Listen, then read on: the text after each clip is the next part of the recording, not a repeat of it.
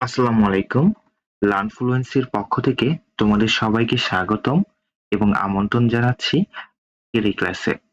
আজকে আমরা আলোচনা করব 2024 সালের নতুন কারিকুলাম ভিত্তিক নবম শ্রেণীর স্বাস্থ্য সুরক্ষা বইয়ের ৪র্থ অধ্যায় থেকে। আজকে মূলত আমরা ৪র্থ অধ্যায়ের দ্বিতীয় যে ছকটি আছে, অর্থাৎ এই ছকটি সমাধান করার চেষ্টা করব।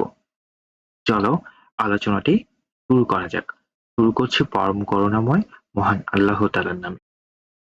দেখো, যৌন হয়রানি, নিপীড়ন ও সহিংসতা এবং অন্যান্য ঝুঁকিপূর্ণ আচরণগুলো কি কি?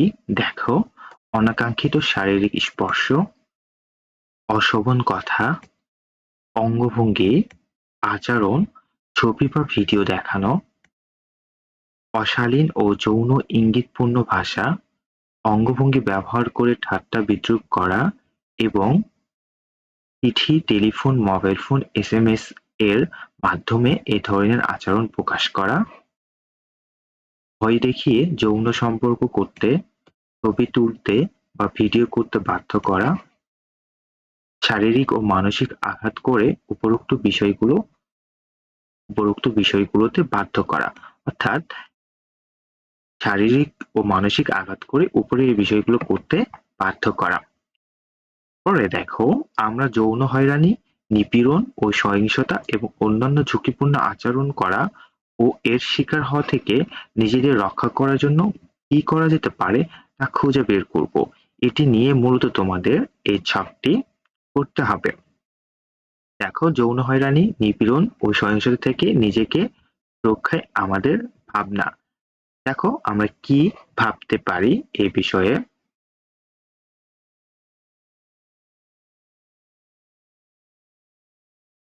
যৌন হয়রানি, নিপীড়ন ও সহিংসতা থেকে নিজেকে সুরক্ষায় আমাদের ভাবনাগুলো দেখো।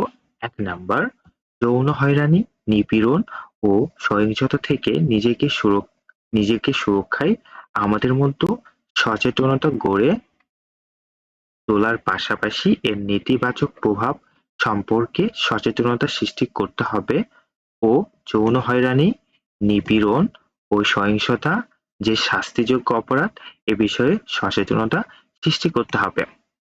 ২ নম্বরে দেখো, যৌন হয়রানি, নিপীড়ন ও সহিংসতা প্রতিরোধে ও সুরক্ষায় আমাদের সকলকে দক্ষতার পাশাপাশি যোগ্যতা অর্জন করতে হবে। ৩ নাম্বার দেখো, যৌন হয়রানি, নিপীড়ন ও সহিংসতা থেকে নিজেকে সুরক্ষায় আমাদের সবাইকে আত্মরক্ষার বিভিন্ন কৌশল জানতে হবে এবং শিখতে হবে।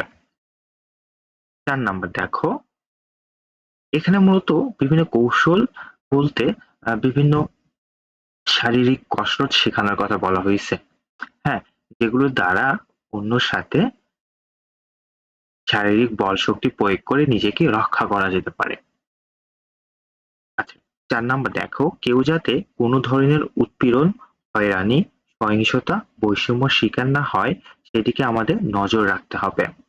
৫ নাম্বার দেখো, যৌন হয়রানি বন্ধে সরকারকে আইন, বিচার ও প্রশাসন রাষ্ট্রের এই ৩ অঙ্গের সবকটি দ্বারা নারীদের জন্য রাষ্ট্রীয় সুরক্ষা প্রদানের সর্বাত্মক প্রচেষ্টা করতে হবে।